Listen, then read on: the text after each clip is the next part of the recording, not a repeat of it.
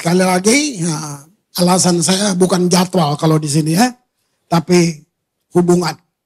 Saudara nggak kurang pengajaran. Saya sudah sekian tahun saya dengan Pastor Ivan. Jadi saya tidak menggurui kalian, saya mau berbagi apa yang kita dapat. Kita sedang hidup dikelilingi berbagai macam angin pengajaran. Ya toh, dunia media sudah membuka segala, bahkan segala aib apapun. Media sudah seperti itu. Tapi sekaligus dunia itu meruntuhkan tembok roh. Ya, ibadah saudara ada semua. Kita seperti rebut-rebutan kapling. Berbagai angin pengajaran, nabi palsu, ajaran sesat, semua ada. Sekarang mau pindah gereja, tinggal geser jari, udah pindah gereja tuh. Ya, jadi mau apa? Kamu kan pulang dari ini, kamu bisa dengar pengajaran lain. Tapi pertanyaannya gini, saya lentur dengan tafsiran apa aja. Tapi saya perlu punya satu dasar pijak. Di mana saya nggak bisa digoyangkan oleh apapun. Ini sangat penting. Kalau nggak, kamu izinkan semua yang di luar yang atur kamu. Bayangin, padahal kamu punya yang luar biasa. Nah, saya mau masuk ke sini, saudara lihat. Kita sedang hidup, bukan sedang, sebagai orang percaya, kita hidup dengan dua dunia. Dunia yang sekarang yang kita lihat, tapi ada dunia yang tidak kelihatan, tapi itu lebih real, lebih nyata. Di dunia itulah saudara menerima hal-hal yang dunia nggak bisa kasih. Ada keterbatasan, ada cacat logika di dunia ini. Mau berpikir kayak apapun, mentok gitu saudara. Gitu. Mau sains semuanya nggak bisa. Karena mereka hanya bisa percaya apa yang bisa dibuktikan. Itu sains. Gitu. Logika, semua begitu. Tapi kamu punya dunia. Dibilang gini, iman adalah bukti dari apa yang kamu tidak lihat. Nah, sebagai orang percaya kamu punya dua ini. Jadi kita hidup di dunia nyata, tapi kamu menyatukan. Satu kali Yesus bilang gini, murid-muridnya 70 murid pergi pelayanan. Mereka pulang. Yesus yang ngomong, mereka nggak lihat. Yesus yang bilang, aku melihat iblis jatuh seperti kilat. Yang lihat Yesus, dia lihat di dunia yang lain. Artinya, dia sedang bilang begini, yang kamu buat tadi, kamu sedang meruntuhkan semuanya itu. Nah sekarang sebagai orang percaya, kamu hidup dengan dua dunia ini. Iman kamu merupakan jalan, pintu gerbang masuk ke situ. Kamu bisa ambil semua yang dia sudah sediakan buat kamu. Dalam hidupmu hari-hari. Saudara, puluhan tahun saya melayani, tapi tetap kayak bego aja, masih kurang. Memang benar, kita nggak mau tahu. Agenda tahunan gereja, nanti Natal, Paskah, itu agenda tahunan. Jadi udah kayak, aduh, satu kali ini ibadah kenaikan. Saya duduk diam, karena saya di sini, ya, istri saya di Ambon. Waktu itu, khotbah kenaikan udah biasa, udah tahu. Tapi waktu itu benar-benar kayak Roh Kudus diskusi dengan saya. Sampai saya pergi ke ruang kerja, saya cari semua buku-buku yang pernah saya baca. Apa yang saya ingat, coba saya cari. Itu tentang kenaikan Yesus. Waktu itu Yesus bilang gini, lebih baik aku pergi. Sebab dia yang akan datang. Dia lebih dari aku. Nah, dalam keterbatasan logika dan semua kita sedang membanding-banding. Enggak. Yesus lagi jelasin gini, selama saya di bumi, saya dibatasi oleh tubuh. Betul saya Tuhan, tapi saya dibatasi oleh tubuh. Ingat, Yesus tidak maha hadir. Jadi dulu kalau lo mau ketemu Yesus, lo mesti pergi Yerusalem sana. Nah makanya waktu dia naik, dia bilang, lebih baik aku pergi. Dia yang datang ini, dia lebih dari saya. Artinya lebih ini, dia dalam dimensi yang beda. Dia nggak dibatasi oleh tubuh. Nah, dia akan tinggal di dalam kamu. Nah, lihat ya, supaya barang siapa percaya. Cuman itu kuncinya. Supaya barang siapa percaya, dia dapat melakukan pekerjaan yang aku buat, bahkan lebih. Masuk akal nggak buatmu? Kalau kamu terus pakai logika. Tuhan bukan objek untuk dipelajari. Dia pribadi untuk dikenal. Nah, ini penting. Jadi sering yang kamu bilang, saya percaya sih Pak, tapi nah kalau ada tapi lu nggak percaya. Lu nggak percaya. Percaya tuh titik. Udah, nggak ada tapi, nggak ada. Gitu. Itu berarti gini, karena kita agama dari kecil, dari lahir udah Kristen. Udah. Lu udah terbangun. Tapi makanya terlalu latah, percaya. Tapi nah itu. Firman yang lu dengar, dia nyangkut di otak. Dia nggak dapat tempat di hati. Siapa yang ambil? Takut, khawatir, cemas, itu yang dapat tempat. Jadi lu udah dengar khotbah banyak, tetap masih takut. Masih khawatir. Itu yang kendaliin kamu. Padahal kamu punya satu dunia yang lebih nyata. Itu. Wah, waktu. Jadi aku mau pergi, dia yang datang lebih. Saudara, sekian lama pelayanan. Jadi saya mau ngerti. Pokoknya Chris, jangan bangga-banggain lu punya jam terbang kayak nggak ada urusan itu semuanya gitu. Lu mesti kenal Yesus tuh fresh tiap hari. Jangan cerita yang puluh-puluhan tahun, nggak usah. Tahu nggak? Namanya Roh Kudus, Holy Spirit. Ini wow, ini kejutan buat saya. Apa kepanjangan nama Holy Spirit?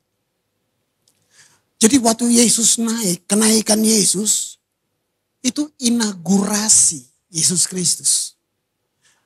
Apa kepanjangan Holy Spirit? Saudara dengar, namanya Jesus Unlimited. Yesus yang unlimited ada di dalam kamu. Nah lu doa aja jerawat gak sembuh. Mana? Ayo. Coba lihat itu. Katanya Yesus. Waktu Yesus dibawa ke bukit pencobaan. Saudara, dia baru habis puasa. Yesus dibawa ke bukit pencobaan. Dengar baik-baik. Jangan rusak. Banyak teologi yang jangan. Itu Yesus murni 100% manusia. Terang aja dia Tuhan. Kalau itu licik, kita ditipu. Ya jelas Yesus Tuhan lah. Siapa bisa lawan? Dia murni manusia. Dia dicobai di situ.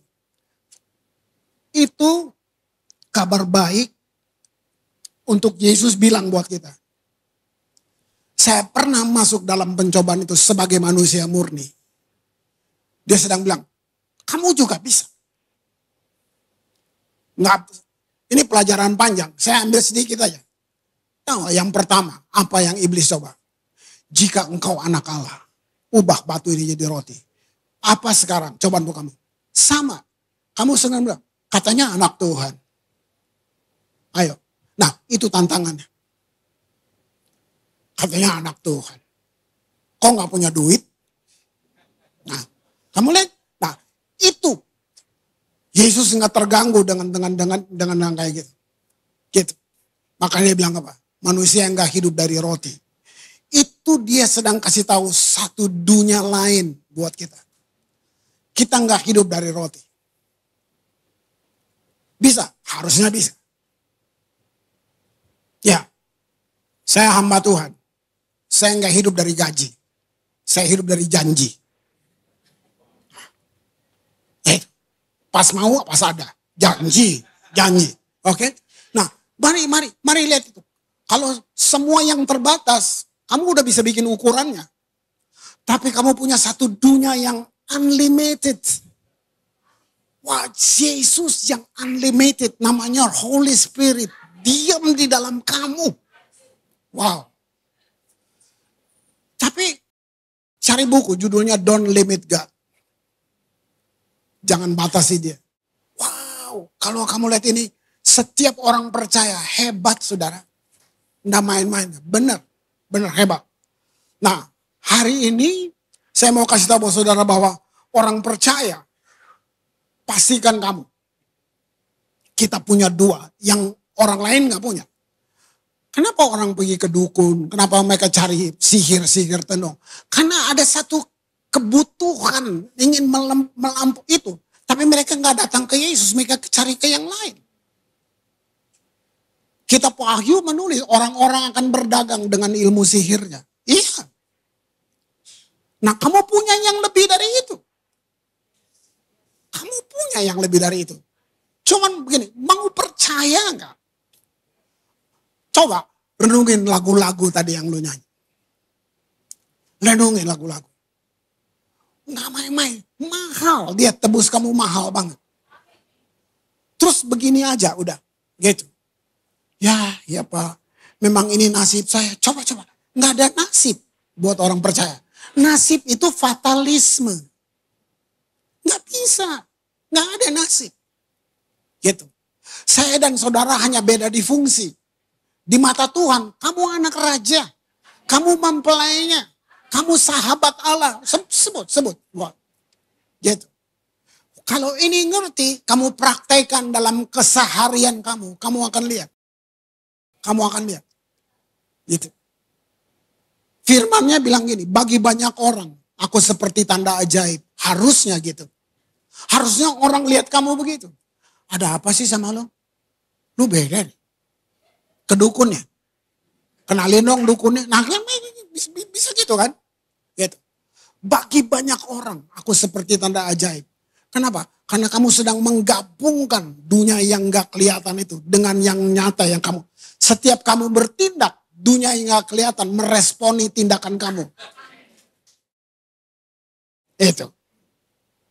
Nah, sekarang yang realnya di tengah kondisi dunia yang gini, ayo tetap jalanin pekerjaanmu, tanggung jawabmu hari-hari. Yang kamu perlu rubah, yang kamu perlu tanya, apakah yang saya sudah jalani ini sesuai dengan frame-nya Tuhan? Nah, kalian diajar banyak di sini. Nah, apakah pengajaran itu sudah memberi satu frame yang baru buat kamu? Bagaimana saya hidup ini? Bagaimana saya jalanin yang kita bilang mimpi kita, visi-visi kita? Apakah kamu masih jalan dengan cara yang lama, metode-metode yang lama? Gitu. Waktu Yesus berdoa, Yohanes 17. Ini dunia yang gak kelihatan. Dia bilang, Bapa, aku berdoa bagi mereka. Sebab mereka bukan dari dunia ini. Sama seperti aku. Disamain loh Yesus. Sama seperti aku. Tapi aku tidak minta engkau mengambil mereka dari dunia ini. Nanti baca Yohanes 17. Tapi lindungi mereka di dunia ini. Lihat itu. Jadi kita hidup di dunia ini, tapi kita punya satu dunia lain yang dimana di situ kita nyambung dengan dunia itu. Itu doa Yesus. Wow, luar biasa. Itu semua tentang kita. Nah, sekarang saya mau lebih tajam membuka ini. Hari ini, saat ini, kita sedang hidup dalam satu dekade yang menentukan. Kenapa saya bilang dekade? Nanti saya kasih tahu alasan sejarahnya. Ya, dalam dekade ini, apa yang kita mesti buat, Jang? Bagaimana saya jalanin hidup saya? Sama seperti yang lalu-lalu? Gitu. Nah, kalian punya program pengajaran, pendewasaan ada di sini. Nanti, pengajaran itu bisa membukakan buat saudara. Sehingga saudara tahu keputusan apa yang saya mesti ambil. Sebelum saya terusin, ada ini keingat. Apa yang Yesus minta sebenarnya? Atau gini, bagaimana caranya saya bisa tahu tujuan Tuhan dalam hari-hari saya?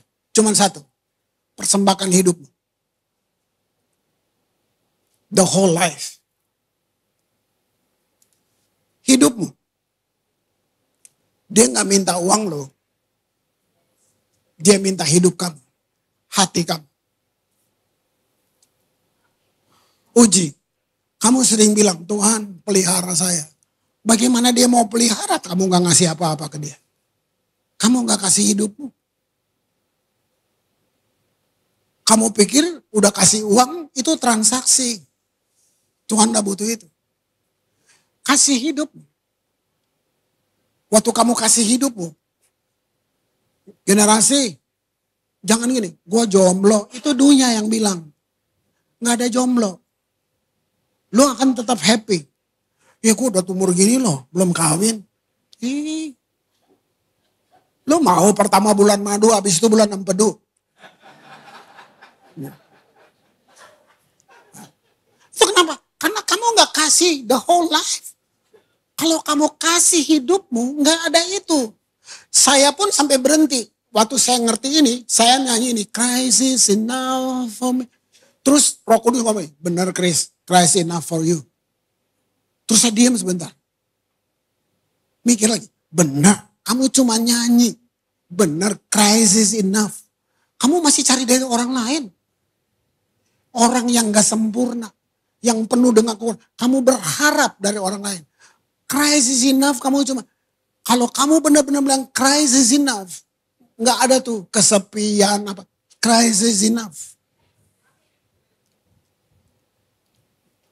Yang jomblo-jomblo. Kasarnya nih. Orang mau nembak lu nih. Izin sama owner. Karena gue udah kasih. The whole life. Kamu udah kasih. Nah ini maksudnya.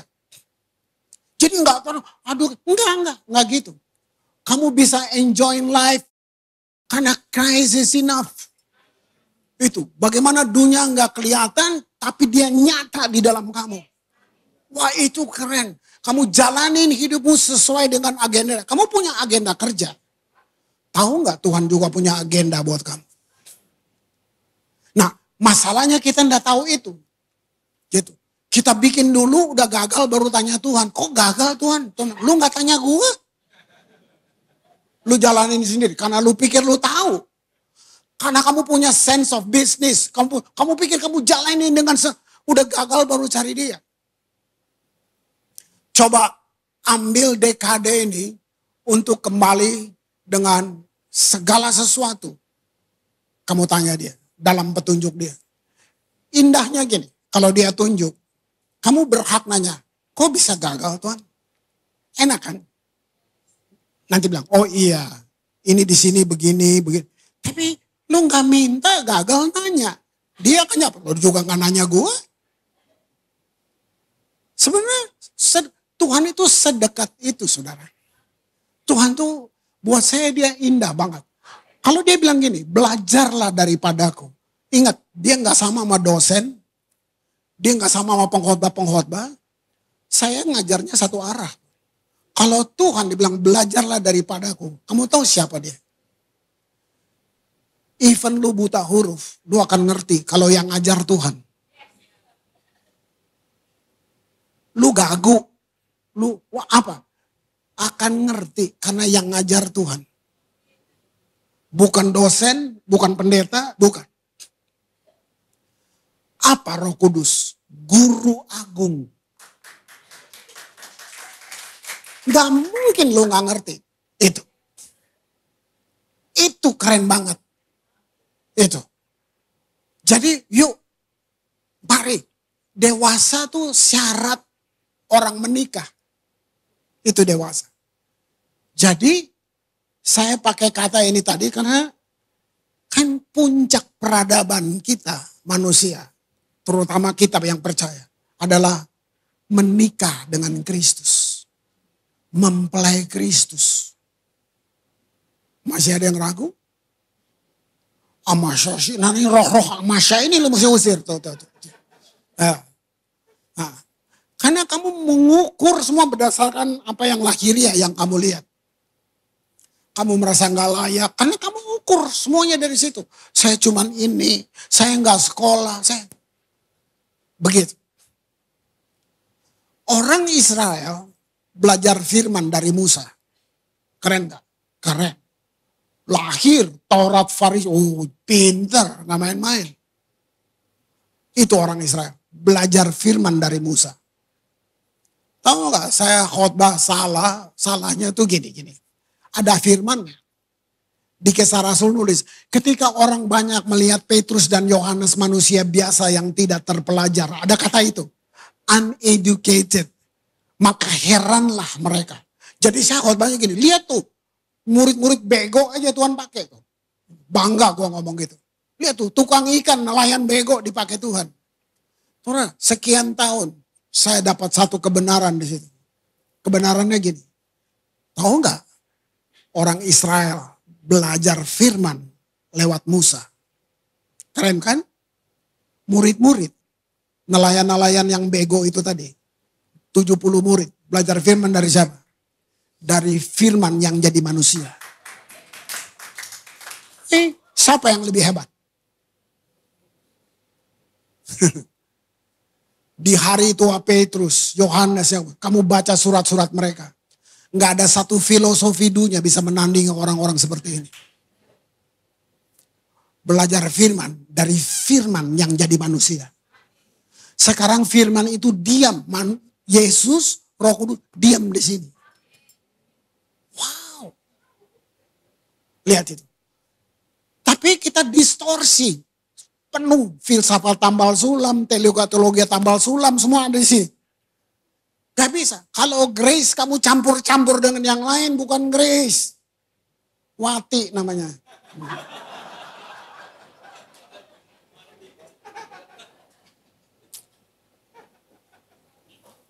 Oke. Saya masuk di peta dunia dulu. Tadi saya bilang kita ada dalam dekade menentukan. Oke. Perlu saya buka ini supaya saudara bisa tangkap apa itu dekade menentukan. Israel adalah tanda profetik. Seperti stopwatch gitu. Kayak typing point.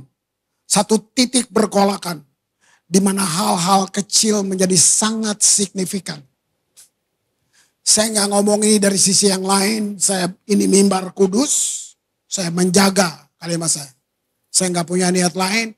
Saya sedang buka sejarah Alkitab. Begini. Pertama, Tuhan bikin satu perjanjian dengan bangsa ini.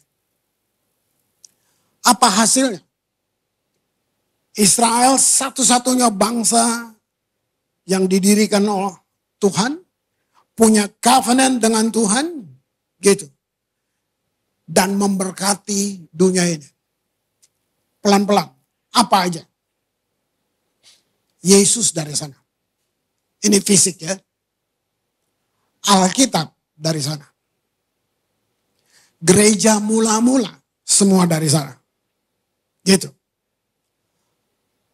Lalu fakta ini rusak oleh mereka sendiri. Tadi saya jelasin ibadah tadi. Saya pimpin tur, saya lupa. Tapi belasan kali. Gitu. Ini mundur tahun-tahun itu. Ke Israel tentu. Nah, pergi bolak-balik pergi. Satu kali saya duduk di kawasan di mana Yesus sedang diadili oleh Pilatus. Terus di situ memori saya, ya, satu bangsa yang dia jadikan, yang dia buat perjanjian dengan mereka. Menolak dia. Mereka gak suka Yesus yang datang dengan kasih. Mereka gak butuh juru selamat yang begitu. Itu kondisi budaya masa itu. Pilatus sudah berdiri berusaha kasih tahu, saya gak temuin kesalahan di orang ini. Dan mereka semua teriak, salibkan dia, salibkan dia. Waktu saya duduk di situ, di lokasi itu, saya renungin ini, di hati saya ada suara seperti, seandainya kamu hidup di zaman itu, Chris, kamu ikut teriak, salibkan dia. Kamu ikut teriak, kamu juga gak suka. Mungkin lihat Yesus seperti itu. Wow, saya bilang, iya ya Tuhan. Betul banget. Nah, tahu enggak, firmannya waktu itu, waktu orang Israel berteriak seperti itu. Tertulis bahwa hari ini, kerajaan ini diambil daripadamu. Dan diserahkan kepada bangsa-bangsa lain. Wow. Mari saya buka sejarah buat saudara. Dia tidak terjadi tahun depan, besoknya. Setelah Yesus naik, setelah semuanya, saudara. 70 Masehi. Firman itu digenapi. Bait Allah runtuh. Israel dibuang. Habis. Bangsa ini hilang dari peta dunia. Gak ada. Benar-benar terjadi. Itu yang saya bilang. Kamu bisa lihat. Dunia yang tidak kelihatan, yang harusnya nyata, terputus. Hilang. Tapi Tuhan, ini Tuhan kita. Mereka gagal. Mereka kasar. Aduh, saudara tahu, Petrus tuh bukan menyangkal. Petrus mengutuk Yesus. Baca. Kamu mau lihat grace? Kamu mau lihat kasih karunia? Dia bukan menyangkal, dia mengutuk. Bayangin. Batu ayam berkokok terus dibilang ini. Lalu Yesus memandang Petrus. Nggak ngomong, cuma mandang. Petrus tunduk lari. Terus diambil keputusan. Udah, gue nggak mau ikut lo. Gue balik lagi jadi nelayan. Penyesalan yang gak enak. Ada berapa banyak saudara yang kembali lagi ke kerjaan yang lama. Kembali lagi ke profesi yang lama. Petrus buat itu. Setelah Yesus mandang dia cuma nangis. Dia gak siap, dia lihat Yesus dihukum begitu kejam. Berubah mentalnya, runtuh keberanian. Padahal dia yang potong telinga perwira itu. Dia bilang, wow kayak gini Yesus. Dia mengutuk, baca baik-baik. Yesus cuma lihat dia. Sebelum ayam berkokok engkau telah menyangkal aku 3 kali. Dia kembali jadi nelayan. Kamu mau lihat Tuhan yang hebat itu? Waktu Yesus bangkit. Perempuan-perempuan datang di kuburan. Apa yang Yesus bilang? Katakan kepada murid-murid. Murid-murid. Tapi dia tambah ini. Dan kepada Petrus. Hanya Petrus yang dia sebut namanya. Coba tangkap pesan ini. Tuhan sangat tahu hal yang paling fragile dalam kamu. Yang paling lemah di dalam kamu. Dia paling tahu kamu. Yang orang lain gak tahu. Aduh. Saya sering menangis bukan karena saya susah, saudara. Saya menangis karena Tuhan kamu baik banget ya. Gue sering berontak, gue suka, kenapa lo baik Tuhan? Tahu gak?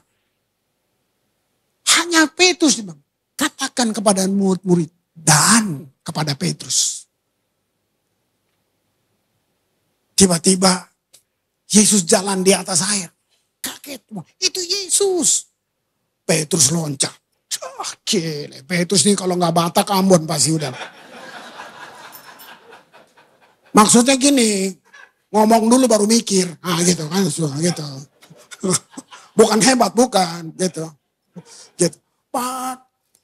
Sampai di tepi danau, Yesus lagi bakar ikan. Buat Petrus. Ayo, makan. Tuhan yang dia kutuk, siapin breakfast buat dia. Aduh, itu Petrus. Lihat 3 kali yang dia tanya. Dia nggak tanya gini. Kenapa lu sangkal gua? Pendeta yang gitu.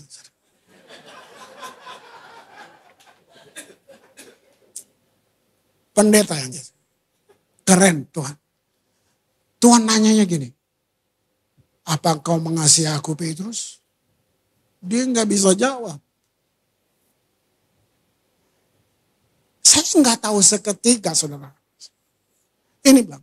Tahun berganti, nanti temunya, makanya bilang boleh jam terbang boleh banyak, bego tetap bego gitu. Maksud saya, wah ternyata Tuhan tuh gini, dia pakai standar paling tinggi. Apakah engkau mengasihi aku dengan kasih agape?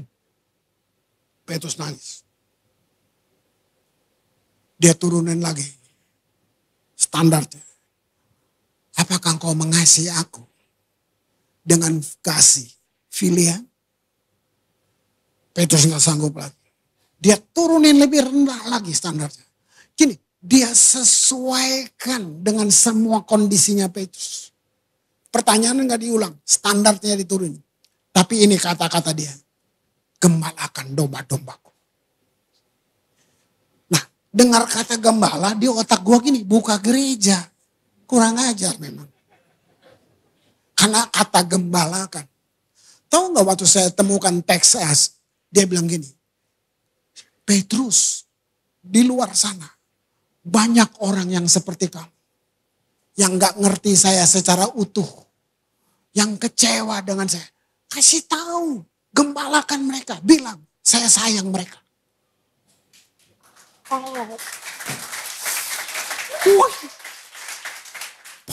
Oh ini tuh maksud Tuhan. Ini tuh. Kamu bisa lihat. Itu Tuhan yang kamu sembah dia tadi, kamu percaya. Kata takut sebenarnya betul, tapi ada loss in translation, keterbatasan bahasa. Tapi kata takut Tuhan bukan sama seperti takut sama setan, bukan. Kata takut ini lebih ini, awesome, kagum. Itu takut. Satu kekaguman yang dewasa, itu takut. Jadi, wah, serem, bukan gitu, bukan gitu.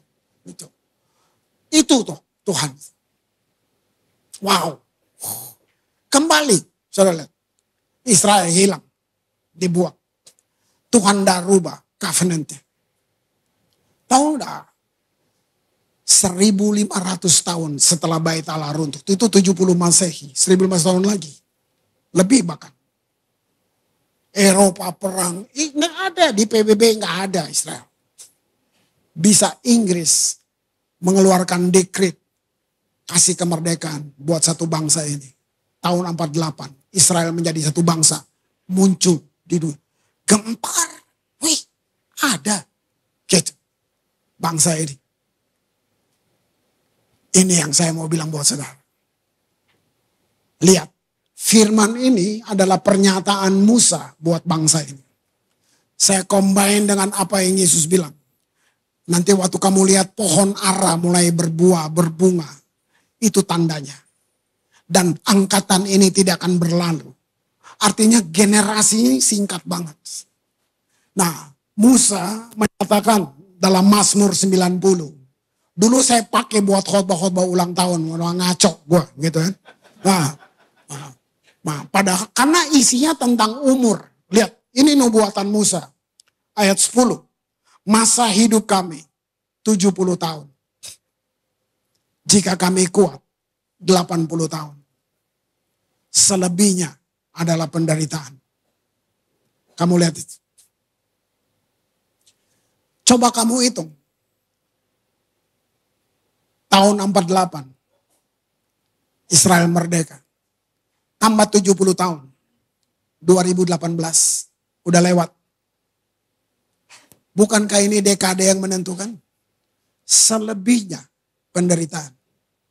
Makanya saya bilang, dia menjadi satu tanda sekecil apapun. Tapi itu signifikan. Nah, ini yang saya bilang. Tapi ini bukan buat menakutkan. No. Bukan. Terus jalanin pekerjaanmu, jalanin segala aktivitasmu. Tapi kita mulai ngerti, saya mulai jalanin semuanya, menghidupinya, semua dengan frame-nya Tuhan. Di atas kebenaran itu. Kamu punya dunia yang gak kelihatan. Gitu. Ini penting. Dibilang kerajaan-kerajaan dunia akan digoncangkan. Akan, itu janji benar-benar. Tapi kamu tinggal dalam kerajaan yang tidak tergoncangkan. Itu jaminan buat kamu semuanya. Wow. Ini waktunya. Ini yang saya bilang dekade yang menentukan. Gitu. Tuhan tidak bercanda, saudaraku. Kita punya agenda, dia juga punya agenda. Nah, kedatangan dia ini, kita sudah dengar khotbah akhir zaman tuh udah capek lah. Belum bertobat ya kalau udah dengar kan, mana tuh kiamat gak jadi-jadi. Mungkin gitu kita. Gitu. Nah, makanya saya nggak ke situ. Saya sedang mau bilang kita bersiap-siap jadi dewasa. Karena standar atau syarat orang menikah dewasa dong. Ya kan? Jadi dandan dong lu punya roh. Itu aja. Kita akan menikah dengan Kristus. Puncak peradaban manusia. Sejarah dunia enggak punya ini. Puncak peradaban kita menurut kita. Kamu menikah. Ini teologa yang lain ya kasarnya. Yesus mati, Yesus tebus kamu supaya ini tujuan Yesus mati supaya lu masuk sorga. Sorga bukan tujuan, sorga tempat. Nah, dalam frame-nya grace kamu akan lihat sorga bukan tujuan, tempat. Kita akan ke sorga, tapi tujuannya bukan itu. Tujuannya apa ditebus? You become like Jesus. Kamu akan menjadi serupa dengan hanya kekristenan yang percaya kesempurnaan. Di luar itu nggak ada yang percaya. Mana bisa? Iya, memang nggak bisa. Memang nggak bisa. Memang nggak bisa. Kamu nggak bisa kudus. Jangan coba-coba. Lu nggak bisa kudus dengan cara kamu. Mau coba? Mau coba? Bagaimana? Kurung diri di kamar, nggak ke mall, nggak main gadget, begitu. Diam aja. Baju lu daster terus gitu. Nah, mau coba? Coba deh setahun. Kudus enggak? Lu kampungan, bukan kudus. Nah. Apa yang disebut? Kamu dikuduskan oleh kematian Kristus. Itu grace. Kamu bisa benar? Siapa bilang? Kamu dibenarkan. Nah, makanya yang salah yang bilang Jesus plus. Oke, Yesus memang udah mati, tapi perlu ditambah dengan semua ini hancurnya di sini. Di sini hancur. Wow. Grace itu bukan surat izin buat lu bikin dosa, lu nggak kenal grace. Lu nggak kenal. Terjemahan grace itu kemampuan ilahi. Kamu hidup dalam kemampuan ilahi. Itu dunia enggak kelihatan, turun dalam kamu. Itu kemampuan ilahi. Wow.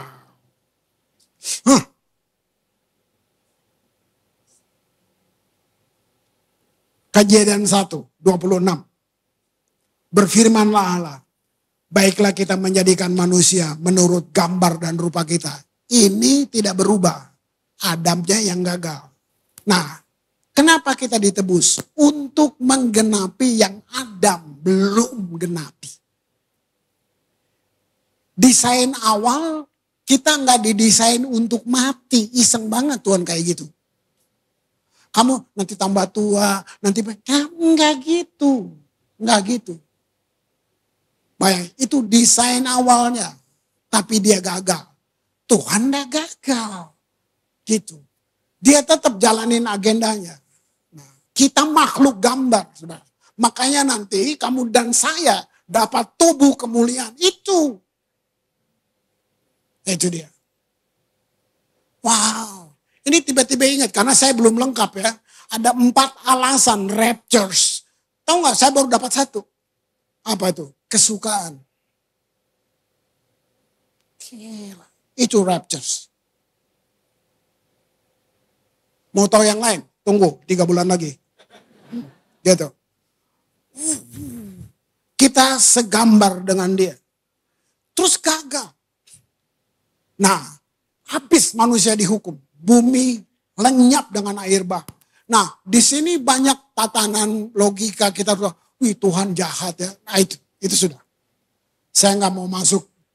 Buat saya, Tuhan yang saya mau ikuti, percaya begitu rupa. Tiba-tiba dia cacat aja kecil. Saya gagal. Udah Tuhan yang paling saya andalkan. Ternyata ada cacatnya. Wah udah mau kemana lagi gua. Jadi kalau nggak ngerti, ya udah nggak ngerti. Sampai nanti Roh Kudus buka buat saya. Ya.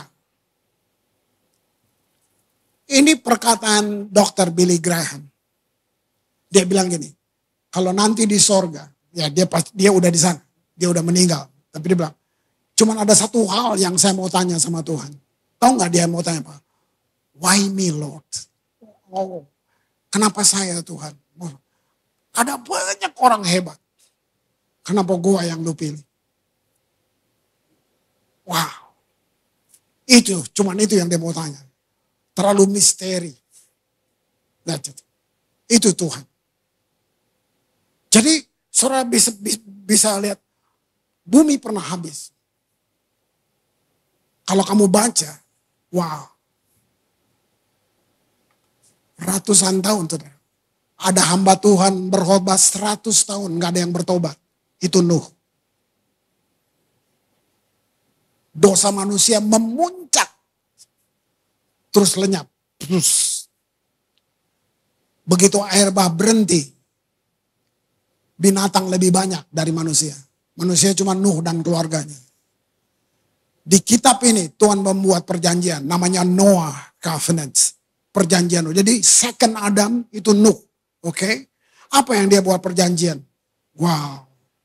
Luar biasa banget. Tuhan, Kejadian 8 ayat 12, ketika Tuhan mencium persembahan yang harum itu.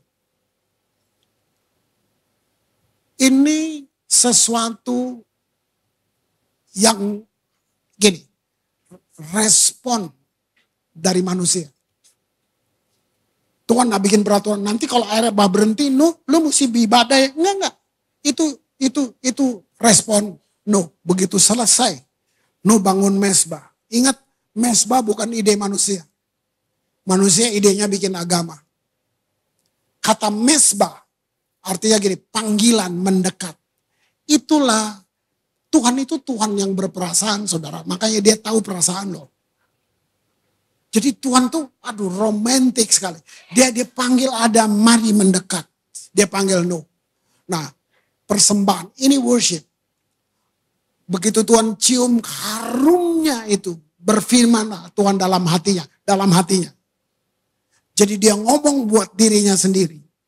Aku tidak akan mengutuk bumi ini lagi karena manusia. Itu. Nah, tahu enggak? Kalau manusia hancur, manusia segala macam yang jelek itu terjadi. Jangan bilang Tuhan yang buat. Kamu mesti hati-hati, dia bilang diizinkan Tuhan. Ini cacat banget. Tuhan izinkan saya sakit, Pak, supaya saya rendah hati. Enggak ada orang sakit rendah hati, enggak ada.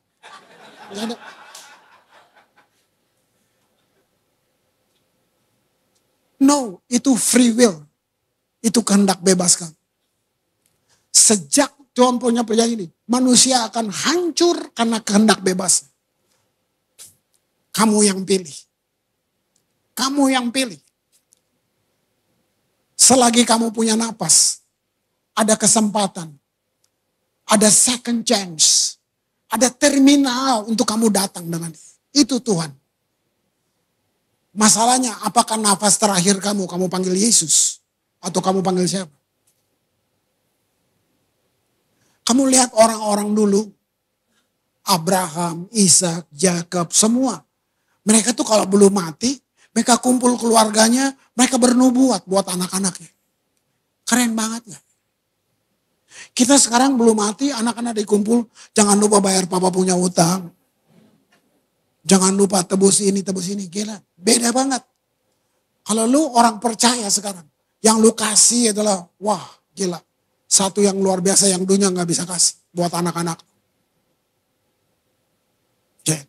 Itu, lihat. Perjanjiannya. Tuhan mencium. Itu loh hubungan. Nanti satu waktu kita bahas lebih banyak tentang worship ya. Kita bahas ke situ. Tapi ini yang terjadi. Lalu Kejadian 9. Dia bilang dia memberkati Nuh. Anak-anaknya. Berfirman kepada mereka. Beranak cuculah. Dan seterusnya. Seperti waktu dia buat Adam. Tahu gak? Menteri Kehutanan Pertanian pertama di planet ini, Nuh. Dia yang tanam anggur sampai mabok sendiri. Lihat. Ini Tuhan. Kalau kamu jalan dengan dia, agenda kamu adalah agenda dia. Kamu akan lihat. Di tengah segala yang lain, dia yang bertanggung jawab buat kamu. Saya nggak bilang jalan tol. No. Nah, saya nggak bilang. Gini, waktu kamu berdiri untuk dia, si kunyuk itu udah terancam. Nah, dia udah tahu.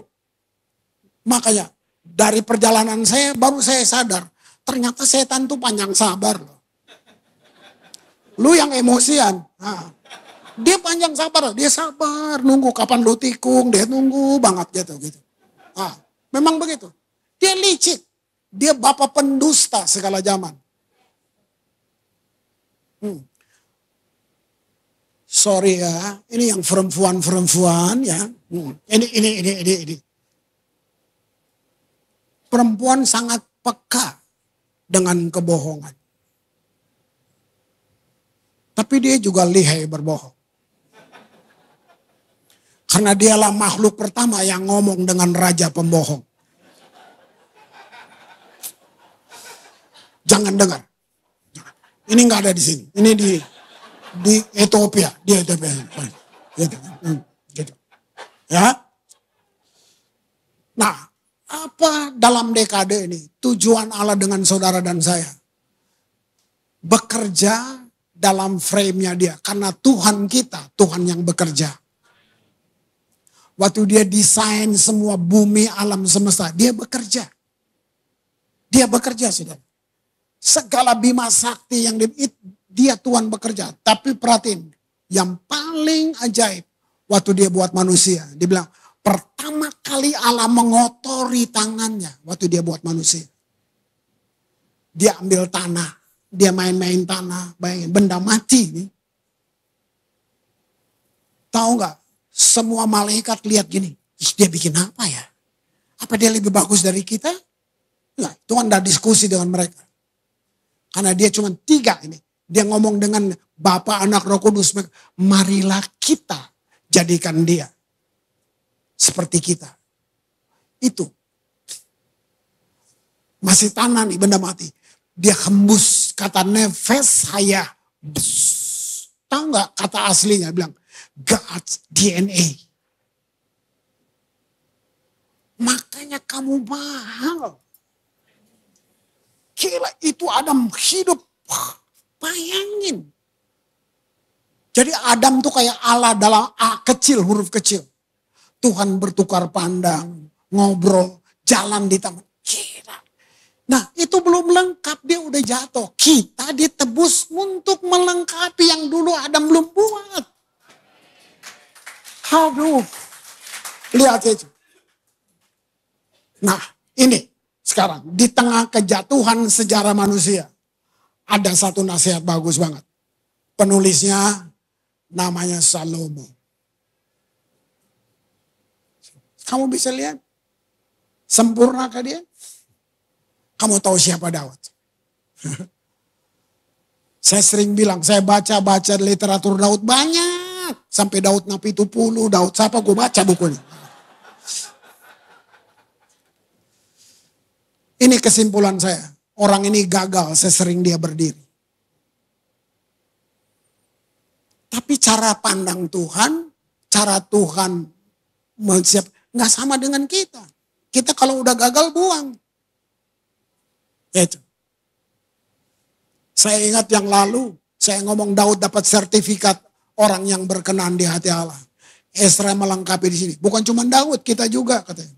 Memang benar. Kamu sudah ditebus, mahal. Kamu berkenan di mata Allah. Nah, ini anak. Kamu bisa tahu Salomo lahir dari mana. Dia bilang gini, tidak ada raja sekaya dia. Saya seperti meragukan. Di zaman yang maju ini, masa sih Salomo? Masa Bill Gates kalah sih sama Salomo? Nah kira-kira gitu kan, so tahu kan? Ya, tapi gak apa-apa. Nah, dia nulisin.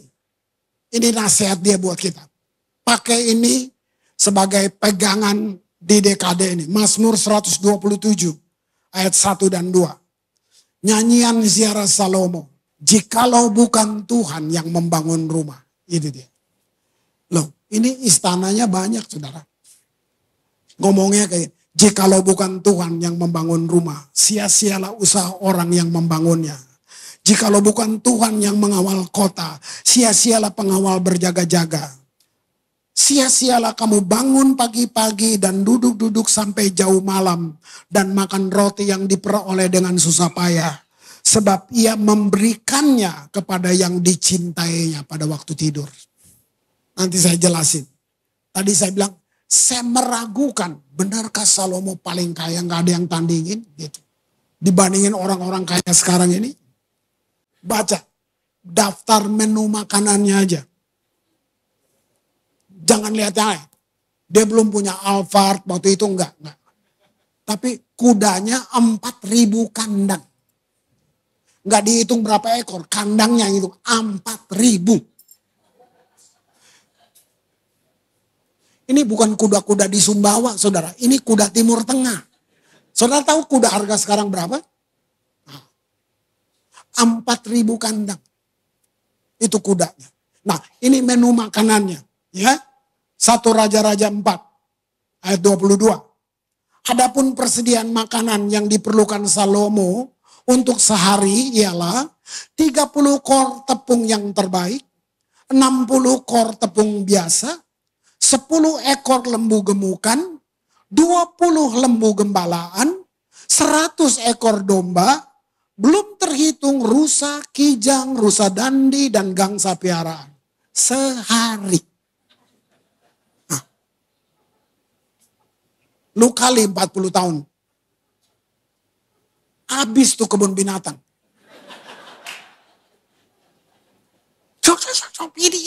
Ini catatan sejarah, saudara. Lah, oke. Kamu bisnis apa? Lihat penghasilan emasnya. Raja-Raja 10, ayat 14, ayat 21, ayat 23. Adapun emas yang dibawa kepada Salomo dalam setahun seberat 666 talenta setahun. 1 talenta 34 kilo. Kali 666 kali 40 tahun. Pecah kalkulator lo.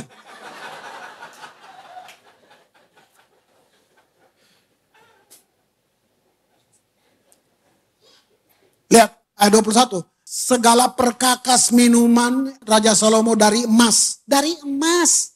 Gue punya dari kayu di rumah. Dari emas. Segala barang di gedung hutan Libanon. Udah hutan nih. Dari emas murni.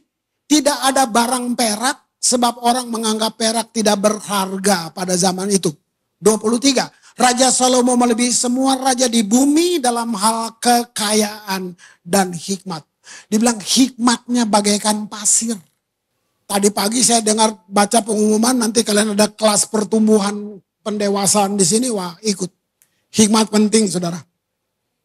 Bagus banget. Nah, ini dia tulis. Dia yang kaya ini, dia tulis gini. Pengkhotbah 1 ayat 4. Aku melihat segala perbuatan yang dilakukan orang di bawah matahari. Tapi lihatlah. Dia bilang gini, segala sesuatu adalah kesia-siaan dan usaha menjaring angin. Kalau saya bilang, uang jahat, jangan percaya. Gue gak punya uang banyak. Tapi kalau yang ngomong kayak gini, lu dengar. Apa di bawah matahari? Di bawah matahari artinya gini, di bawah sistem yang terbatas. Itu dia. Usaha menjaring angin tuh kesia-siaan. Lu baru bikin plan ini, besok masuk rumah sakit. Lihat tuh. Kan ini. Karena kamu berpikir kamu sutradara hidup. Nah, kelola hidup tapi dalam frame-nya dia. Nah, Paulus bilang apa? Kejarlah yang di atas. Kan di bawah matahari, sistemnya teman. Cari yang di atas. Itu dunia yang gak kelihatan tadi. Kejarlah yang di atas. Wow. Luar biasa. Semua disiapin Tuhan untuk di sini. Bukan di sorga, bukan. Tuhan gak timbun-timbun itu untuk di sorga. Enggak. Di sini. Karena gini, dunia gak lihat Tuhan. Tuhan kan gak kelihatan. Lewat kita dunia lihat Tuhan. Itu. Nah, saya tutup mengulangi tadi, Mazmur Salomo tadi. Lihat, jikalau bukan Tuhan yang membangun rumah. Baca baik-baik, jikalau bukan Tuhan yang mengawal kota, sia-sialah kamu duduk dari pagi sampai malam makan roti. Sebenarnya apa rumah? Bukan batu bata dan semen, saudara. Kalau gitu nggak usah pakai doa, orang jauh bangun rumah kalau cuma batu bata. Rumah ini bicara tentang kehidupan yang kamu bangun. Masa depan yang kamu bangun, kalau bukan Tuhan. Terus gini, sia-sialah pengawal berjaga-jaga. Apa itu? Keamanan. Kamu mau bayar security berapa banyak untuk jaga kamu? Coba, kalau bukan Tuhan yang mengawal. Kamu punya malaikat yang gak tidur, cuma jagain kamu. Lu tidur ngorok, dia tidur niaka kamu. Tuhan perintahin kok. Sia-sialah kamu bangun dari pagi dan duduk sampai malam. Apa tuh? Kerja, berusaha untuk roti yang diperoleh dengan susah payah. Bukankah ini yang dicari dunia ini? Hidup, keamanan, jaminan, makanan. Itu yang dicari. Mazmur tadi dia tutup gini. Sebab ia memberikan kepada yang dicintainya. Itu posisi pertama penting. Tahu gak kamu dicintai? Pastikan kamu anaknya. Kamu kekasihnya. Kamu anak tebusan. Pastikan. Tuhan berikan. Gak usah minta. Dia berikan kepada yang cintai. Karena kata terakhirnya gini. Pada waktu tidur. Wow. Apa tidur? Kamu bisa gak kerja lagi tidur? Sikat gigi lagi tidur, bisa?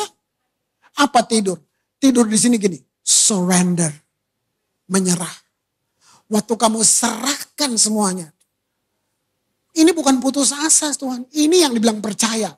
Kamu udah siapin, tapi I surrender. Waktu kamu kasih, dia berikan. Di situ dunia yang tidak kelihatan itu langsung berfungsi dalam hidup. Wow. Saya dapat kata ini dari anak perempuan saya. Cuman satu anak perempuan saya. Anak saya cuma 2, satu laki. Nah, dia belajar komunikasi film. Dia di Amerika. Dia sempat bertahun-tahun gak mau gereja. Kecewa. Tapi udah. Saya sampai cuma bisa nangis. Itu dia cerita, satu kali dia lagi shoot di luar, karena di lokasi di luar. Ada satu orang yang memperhatikan, entah ceritanya, entah apa. Terus waktu selesai, dia lihat orang itu, mereka ngobrol berdua. Itu ibu-ibu, dia cerita sama saya. Ibu itu bilang gini, you think you have time, but you don't have time. Kamu pikir kamu punya waktu. Sebenarnya kamu gak punya waktu. Karena ibu ini dia sedang jalan dengan suaminya. Pergi senang-senang. Dia gak sadar. Baru pulang. Suaminya di samping dia meninggal. Jadi mungkin dia terharu dengan kisah yang anak saya lagi rekam itu. Terus dia bilang, dia pikir dia selalu ada waktu. Padahal dia gak punya waktu. Saya ngalamin. Bulan lalu saya ke Sidoarjo. Penerbangan kan sejam dari Surabaya ke Jakarta. Baru setengah jam di atas.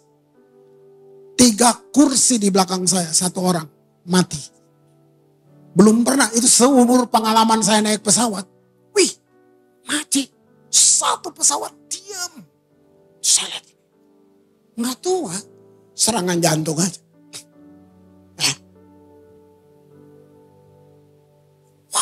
Seperti di situ saya ingat kata, iya. You think you have time, but you don't have time. Gunakan waktu yang benar untuk jalanin hidupmu dengan benar. Apakah, siapa tahu ini kamu lihat matahari yang terakhir. Enggak, gue gak nakut-nakutin, tenang aja, tenang. Gitu. Paling indah kan kalau kita selalu, namanya dialog batin. Itu bahasa paling jujur, tau gak? kamu ngomong sini, bicara dengan dia. Nanti kamu lihat. Tadi saya bilang anak saya sampai nggak gereja bertahun. Ya dia, kami nggak bisa bilang apa. Dia udah dewasa. Saya cuma bisa nangis. Saudara, bertahun-tahun. Desember kemarin. Kalau di Amerika malam, saya pagi. Kita bangun. Dia kerjanya ke pub. Kerjaannya bagus banget. Departemen Pariwisata Dallas, Texas. Televisi swasta di sana ambil dia. Saya suka nangis. Kamu anak Asia, Deb. Apa gak ada orang pintar? Kamu bisa lihat Tuhan gak? Dia cuma gitu-gitu. Ya oke. Desember kemarin. Dia cuma di pub. Minum. Pagi kita dapat WhatsApp call. Begitu buka, nangis. Pasti mama papa lagi doain di Korea. Pasti lagi doain di Korea. Kenapa Deb? Kita selalu doain kamu. Tuhan datang di pub. Ada satu artis ketinggalan pesawat. Dia masuk di pub itu. Kamu tahu? Dia nyanyi Amazing Grace.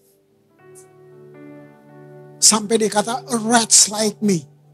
Anak gua nangis. Tuhan bukan Tuhan yang duduk di sorga pegang-pegang tongkat. Tuhan yang kamu punya, Tuhan yang ada di arena. Di dalam hal yang paling terendah dalam hidupmu. Di mana orang gak suka kamu, dia ada di situ. Kamu mungkin gak rasa. Itu yang saya bilang intervensi. Dia nangis. Susah, artisnya cuma ngomong, saya ketinggalan pesawat, saya gini. Dia nyanyi lagu kedua. Tahu gak? You don't have to worry. Joy's come in the morning. Anak gua nangis sejak itu sampai hari ini dia ke gereja.